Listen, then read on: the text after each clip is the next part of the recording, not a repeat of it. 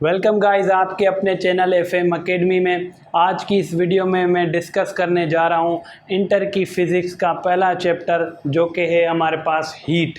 तो जो चैप्टर हमारे पास है उसका जो फर्स्ट टॉपिक है वो है temperature and scales of temperature. तो आज मैं डिस्कस करूंगा टेम्परेचर की definition and scales of temperature जो कि है हमारे पास सेल्सियस है, फ़ारेनहाइट है एंड केल्विन है। तो आइए शुरू करते हैं शुरुआत से।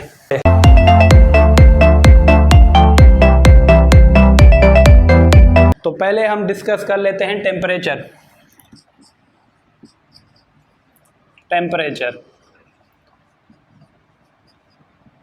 तो किसी भी बॉडी को हम टच करके उसका टेम्परेचर बता सकते हैं, लेकिन वो क्वांटिटेटिव डिटर्मिनेशन नहीं होगी, यानी सेंस ऑफ टच से हम क्वांटिटेटिव डिटर्मिनेशन नहीं कर सकते।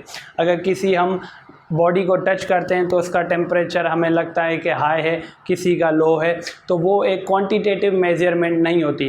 तो जब हम क्वांटिटेटिव मेजरमेंट करेंगे टेम्परेचर की तो वो हम स्केल्स के थ्रू करेंगे।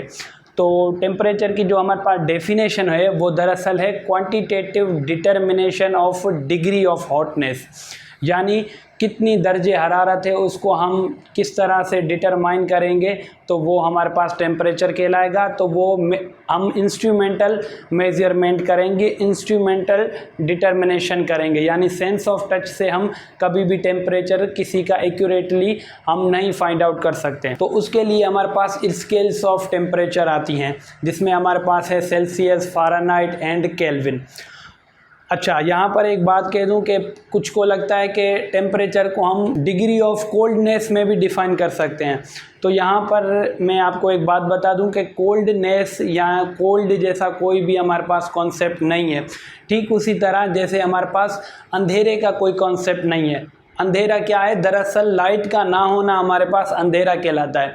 इसी तरह से जो कोल्डनेस होती है वो हमारे पास हॉटनेस का ना होना कोल्डनेस कहलाती है। तो हम कोल्डनेस को डिफ़ाइन नहीं कर सकते, हम सिर्फ हॉटनेस या हॉट चीज़ों को हम डिफ़ाइन कर सकते हैं, क्योंकि उसको हम टेम्परेचर के एतबार से देखते हैं और टेम्परेचर के हिसाब से उसको हम डिफ़ाइन कर सकते हैं। जैसे हमने फर्स्ट ईयर की फ़िज़िक्स में चैप्टर नंबर 9 एंड 10 पढ़ा था, तो वो लाइट्स के बारे में पढ़ा था। लाइट्स की प्रॉपर्टीज़ देखी थी हमने कि वो जो है वो स्ट्रेट लाइन में हमारे पास मूव करती है, या हमारे पास उसकी जो स्पीड है वो 3 × 10⁸ मीटर पर सेकंड है। लेकिन कहीं भी किसी भी तरीके से हमने अंधेरे को डिफ़ाइन नहीं किया था, डार्कनेस को डिफ़ाइन नहीं किया था, लाइट को ही डिफ़ाइन किया था। तो डार्कनेस या अंधेरा जो है हमारे पास डिफ़ाइन नहीं हो सकता, वो दरअसल लाइट का ना होना होता है। यानी जब लाइट नहीं होगी तो हमारे पास अंधेरा होगा, और अंधेरे को हम ऐसे डिफ़ाइन नहीं कर सकते। ठीक उसी तरह ही हम कोल्डनेस को भी डिफ़ाइन नहीं कर सकते। तो टेम्परेचर क्या है? डिग्री ऑफ हॉटनेस है। कई बार स्टूडेंट लिख देते हैं या बता देते हैं कि भाई degree of hotness and coldness या और कोल्डनेस इज कॉल्ड टेम्परेचर। तो कोल्डनेस जैसी कोई भी चीज़ नहीं होती, हॉटनेस का ना होना हमारे पास कोल्डनेस होती है, और हम हॉटनेस को ही डिफ़ाइन कर सकते हैं हम टेम्परेचर से। उसके लिए हमारे पास डिफरेंट जो है वो सेल्सियस डिग्री है या फ़ारेनहाइट है, ये तमाम के तमाम हमारे पास स्केल्स होते हैं, इनको भी अभी हम डिफ़ाइन करेंगे। अच्छा, टेम्परेचर के बाद आता है एक इम्पोर्टेंट टर्म हमारे पास कि थर्मल इक्विलिब्रियम। थर्मल इक्विलिब्रियम क्या होता है? तो देखिए, जब हमारे पास दो बॉडीज़ कांटेक्ट में होती हैं, एक हम ले लेते हैं हाई टेम्परेचर TH पर, और एक हम ले लेते हैं TL लो टेम्परेचर पे। एक हमारे पास हाई टेम्परेचर पर बॉडी है और दूसरी हमारे पास लो टेम्परेचर पर। तो जब ये फिज़िकल कांटेक्ट में आएंगी तो हीट ट्रांसफ़र होगी, और हीट ट्रांसफ़र किस तरह से होगी? From hot body to low temperature body, यानी कोल्ड बॉडी। तो यहाँ पर भी जो कोल्ड है वो हम लो टेम्परेचर के यहाँ डिफ़ाइन कर सकते हैं। कोल्डनेस का वो मतलब नहीं है कि वो ठंडी होगी, यानी लो टेम्परेचर उसके मुकाबले में थोड़ी हम कह सकते हैं कि ठंडी होगी, ये बहुत ठंडी हो गई है। अच्छा, यहाँ पर जो मैं कह रहा हूँ कि कोल्ड बॉडी, तो यहाँ पर कोल्ड बॉडी का मतलब होता है कि लो टेम्परेचर, यानी हमारे पास हीट जो होती है वो ट्रांसफ़र होती है हाई टेम्परेचर से लो टेम्परेचर। ठीक उसी तरह जिस तरह हमारे पास करंट किस तरह से ट्रांसफ़र होता है from high potential to low potential, ठीक। तो उसी तरह से यहाँ पर भी हीट हमारे पास हाई टेम्परेचर बॉडी से लो टेम्परेचर बॉडी तक मूव करेगी। अच्छा, कब तक मूव करेगी? जब तक हमारे पास इन दोनों का टेम्परेचर बराबर ना हो जाए, यानी TL और TH जब तक बराबर नहीं होगा तब तक TH से हमारे पास हीट ट्रांसफ़र होती रहेगी TL को, यानी लो टेम्परेचर बॉडी में हीट हम ऐड करते जाएंगे या ऐड होती जाएगी जब तक हमारे पास इन दोनों का टेम्परेचर बराबर ना हो जाए। और जब ये दोनों टेम्परेचर हमारे पास बराबर आ जाएं तो उसको हम कहते हैं thermal equilibrium, TE, thermal equilibrium. जब हमारे पास लो टेम्परेचर या हाई टेम्परेचर दोनों बराबर आ जाएं तो वो हमारे पास थर्मल इक्विलिब्रियम कहलाता है, और उस पॉइंट पर हमारे पास फर्दर हीट ट्रांसफ़र नहीं होती। और एक बात ये आपने याद रखनी है कि हीट ट्रांसफ़र हॉट बॉडी से कोल्ड बॉडी यानी हाई टेम्परेचर से लो टेम्परेचर के यहाँ होती है। अब आते हैं कि स्केल्स ऑफ टेम्परेचर क्या होते हैं। अब यहाँ पर ध्यान दीजिएगा स्टूडेंट्स कि किसी भी चीज़ को डिटरमाइन करने के लिए हम दो चीज़ें यूज़ करते हैं, एक स्केल्स यूज़ करते हैं और एक डिवाइस यूज़ करते हैं। अब डिवाइस यानी जिसकी मदद से हम वो चीज़ फाइंड आउट करें, और उसी डिवाइस के अंदर एक पैरामीटर सेट किए जाते हैं जिनको हम स्केल्स कहते हैं। फॉर एग्जांपल हमारे पास वेलोसिटी मीटर होता है किसी भी व्हीकल में, तो उसमें हमारे पास क्या होता है, एक वेलोसिटी मीटर यानी एक डिवाइस होता है जो वेलोसिटी को फाइंड आउट करता है। अच्छा, उस डिवाइस के अंदर या उस मीटर के अंदर, वेलोसिटी मीटर के अंदर कुछ स्केल्स होती हैं, कुछ रीडिंग्स होती हैं, कुछ नंबर्स होते हैं, तो वो हमारे पास स्केल कहलाती है। और वो जो पूरा एक हमारे पास इंस्ट्रूमेंट होता है वो हमारे पास डिवाइस कहलाता है। ठीक उसी तरह टेम्परेचर को फाइंड आउट करने के लिए हम थर्मामीटर यूज़ करते हैं एज अ डिवाइस, और उसमें जो रीडिंग्स आती हैं, जो नंबरिंग होती है, उनको हम स्केल्स कहते हैं। अब स्केल्स की जो हमारे पास नॉर्मली टाइप्स होती हैं, जो हमारे पास कोर्स में इंटर की बुक में इंक्लूड की गई हैं, वो हैं 3 मेजर। एक है हमारे पास सेल्सियस जिसको हम सेंटीग्रेड भी कहते हैं, दूसरी है हमारे पास फ़ारेनहाइट, और तीसरी है हमारे पास केल्विन। अच्छा, यहाँ पर केल्विन बहुत इंपॉर्टेंस रखता है क्योंकि केल्विन हमारे पास ऐसा यूनिट होता है। ठीक, और बाकी जो है हमारे पास फ़ारेनहाइट और सेल्सियस ये CGS सिस्टम में होते हैं। अब एक एक करके इनको हमें डिफ़ाइन करने से पहले एक छोटी सी चीज़ आपको बता दूं कि किसी भी स्केल में हमारे पास रेफरेंस पॉइंट्स होते हैं कि कहाँ से कहाँ तक वो रीडिंग्स हैं या कहाँ से कहाँ तक उसमें नंबर्स हैं। फॉर एग्जांपल किसी भी रेस में हम एक स्टार्टिंग पॉइंट होता है और एक टर्मिनेट पॉइंट होता है या फाइनल पॉइंट होता है, तो ठीक उसी तरह रीडिंग्स में भी हमारे पास 2 रेफरेंस पॉइंट होते हैं, यानी एक इनिशियल पॉइंट और एक फाइनल या टर्मिनेट पॉइंट।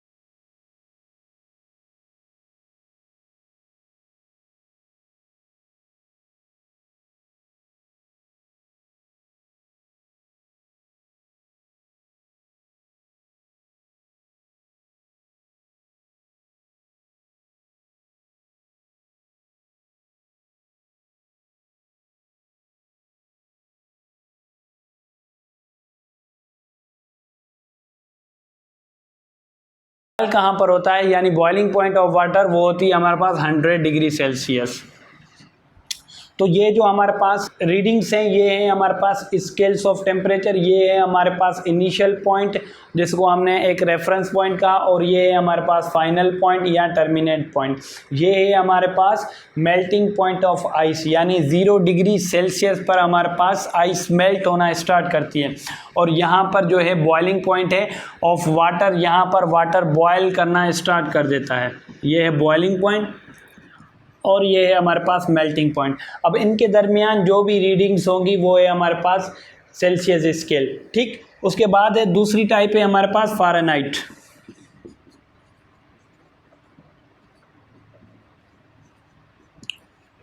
अच्छा, ये तमाम जो भी हमारे पास सेल्सियस, फ़ारेनहाइट और केल्विन तीनों जो हमारे पास स्केल्स हैं, ये इनके साइंटिस्ट के नाम हैं जिन्होंने इनको इन्वेंट किया था। जैसे कि आपको पता है जितने भी हमारे पास यूनिट्स होते हैं वो साइंटिस्ट के नाम ही होते हैं। न्यूटन हो गया, जूल हो गया, कूलम हो गया, तो ये सारे के सारे दरअसल साइंटिस्ट ही थे और उन्होंने अपने नाम के ऊपर ये इनको यूनिट्स बना दिए। अब आते हैं फ़ारेनहाइट। तो फ़ारेनहाइट में जो हमारे पास इनिशियल पॉइंट होती है या इनिशियल रेफरेंस पॉइंट होती है जो कि मेल्टिंग पॉइंट ऑफ आइस, तो वो है हमारे पास 32 डिग्री फ़ारेनहाइट। और फ़ारेनहाइट में हमारे पास वाटर बॉयल कहाँ पर करता है, वो है 212, ठीक, 212 फ़ारेनहाइट डिग्री। तो ये जो हमारे पास इंटरवल है, यहाँ पर 100 इक्वल पार्ट्स हैं और यहाँ पर 180 इक्वल पार्ट्स हैं। अब कोई आपसे पूछे कि 1 डिग्री सेल्सियस को डिफ़ाइन करो, तो वो हमारे पास जो मेल्टिंग पॉइंट और बॉइलिंग पॉइंट की जो हमने स्केल बनाई थी, ये है हमारे पास इनिशियल पॉइंट, ये है हमारे पास फाइनल पॉइंट, ठीक। तो इसके हमने 100 इक्वल पार्ट्स कर दिए, 100 इक्वल पार्ट्स कर दिए। एक इक्वल पार्ट को हम जो है वो इंडिविजुअली 1 डिग्री सेल्सियस कहते हैं। यहाँ पर हमने 100 इक्वल पार्ट्स में डिवाइड कर दिए, तो उनको हमने 1 डिग्री सेल्सियस कह दिया। और यही जो हमारे पास एक स्केल था, इसको हमने 180 इक्वल पार्ट्स में डिवाइड कर दिया। पहले 100 में किया था, अब जो है हमने 180 इक्वल पार्ट्स में डिवाइड कर दिया। तो ये जो है वो हमारे पास फ़ारेनहाइट कहलाती है। तो एक फ़ारेनहाइट क्या है, वो जो ये हमारे पास जो एक स्केल है, इसके हमने 180 पार्ट्स किए इक्वल, और एक इंडिविजुअल पार्ट जो था वो उसको हमने नाम दे दिया 1 फ़ारेनहाइट, ठीक। अब आते हैं केल्विन पर। तो थर्ड है हमारे पास केल्विन। अच्छा, ये कहाँ से शुरू होती है, ये शुरू होती है 273 पर, यानी 273 केल्विन पर हमारे पास जो है आइस वो मेल्ट होना स्टार्ट करती है। और फिर वाटर वही, यानी वही मेल्टिंग जो हमारे पास आइस थी उसका वाटर बना, उसको हमने और टेम्परेचर हाई कर दिया, और टेम्परेचर हाई कर दिया, तो 100 डिग्री सेल्सियस पर पहुंचेंगे तो वाटर बॉयल होगा। यहाँ पर अगर फ़ारेनहाइट में हम कन्वर्ट करेंगे तो वो होगा 1212, यानी 1212 फ़ारेनहाइट डिग्रीज पर आएंगे तो वो जो हमारे पास वाटर बना था आइस से मेल्ट होकर, वो हमारे पास बॉयल होना स्टार्ट करेगा और उसकी स्टीम में कन्वर्ट होना शुरू हो जाएगा। और केल्विन में जब आएंगे तो 273 पर हमारे पास आइस जो है वो मेल्ट करना स्टार्ट करेगी, और 373 केल्विन पर जो है वो हमारे पास वाटर बॉयल करना स्टार्ट कर देगा। तो यहाँ पर भी हमने जो ये स्केल था उसके 100 इक्वल पार्ट्स कर दिए। याद रहे कि केल्विन हमारे पास वो है ऐसा यूनिट है टेम्परेचर का, ठीक। तो ये हमारे पास ये भी सेल्सियस की तरह 100 इक्वल पार्ट्स में ही डिवाइड है।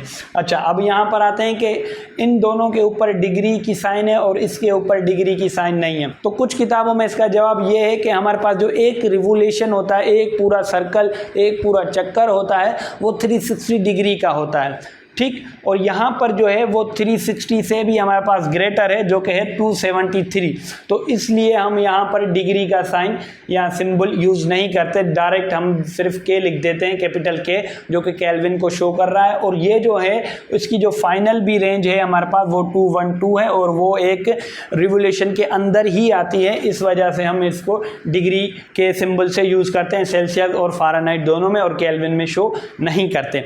अब आते हैं इनकी कन्वर्जन के ऊपर के जो है हमारे पास अगर आ जाए 53 केल्विन को जो है वो सेल्सियस में करें, या जो है फॉर एग्जांपल हमारे पास सवाल आ जाए कि 97 डिग्री सेल्सियस केल्विन में कितना होगा या फ़ारेनहाइट में कितना होगा, तो आइए इनकी कन्वर्जन भी सीख लेते हैं। Now conversion of scale. तो पहले हम जो है वो सेल्सियस को केल्विन में और केल्विन को सेल्सियस में कन्वर्ट करना सीखते हैं, ठीक। तो ये है हमारे पास सेल्सियस से केल्विन में, ठीक। तो सेल्सियस में हमारे पास जितना भी हमारे पास टेम्परेचर गिवन हो उसमें हमने सिर्फ 273 ऐड कर देने हैं, ठीक। सेल्सियस में 273 अगर हम ऐड कर देंगे तो हमारे पास केल्विन में जवाब आ जाएगा। फॉर एग्जांपल हमारे पास 100 डिग्री सेल्सियस कितने केल्विन के बराबर है, यानी जो हमारे पास इसमें फाइनल पॉइंट थी वो इसमें कितनी थी, तो हमने यहाँ पर 100 डिग्री सेल्सियस प्लस 273 कर दिया, तो 373। तो केल्विन में, हाँ केल्विन में हमारे पास जो melting point of water, sorry जो बॉइलिंग पॉइंट ऑफ वाटर है वो हमारे पास 373 है। और अगर हमने जो है वो केल्विन को जो है हमने सेल्सियस में कन्वर्ट करना है तो 273 हम माइनस कर देंगे केल्विन से। फॉर एग्जांपल हमारे पास केल्विन में है 500, तो 500 से हम 273 माइनस कर देंगे तो जो हमारे पास जवाब आएगा वो सेल्सियस में आएगा। अब आते हैं दूसरी कन्वर्जन पर, जो कि है सेल्सियस टू फ़ारेनहाइट।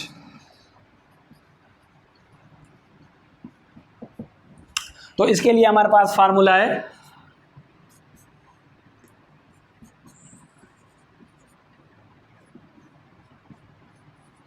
5/9। तो अगर हमारे पास जवाब फ़ारेनहाइट में जो हमारे पास टेम्परेचर है उसको हम यहाँ पर पुट करेंगे, -32 करेंगे और उसको मल्टीप्लाई करेंगे 5/9 के रेशो से, तो हमारे पास जवाब सेल्सियस में आ जाएगा। तो ये हमारे पास दोनों कन्वर्जन कहलाती हैं। ये हमारे पास है सेल्सियस टू केल्विन और ये है हमारे पास सेल्सियस टू फ़ारेनहाइट। अब आते हैं कि फ़ारेनहाइट टू केल्विन में अगर आ जाए हमारे पास सवाल, तो पहले जो है फ़ारेनहाइट से हम कन्वर्ट करेंगे सेल्सियस में और सेल्सियस में फिर हम 273 ऐड कर देंगे तो हमारे पास केल्विन में जवाब आ जाएगा। फ़ारेनहाइट से पहले हम सेल्सियस में कन्वर्ट करेंगे, ठीक, इसको वाइस वर्सा कर देंगे तो हमारे पास सेल्सियस में जवाब आ जाएगा। सेल्सियस में हमने 273 ऐड कर देना है तो हमारे पास केल्विन में जवाब आएगा। तो होप सो गाइस आज की क्लास से आपने बहुत कुछ सीखा होगा।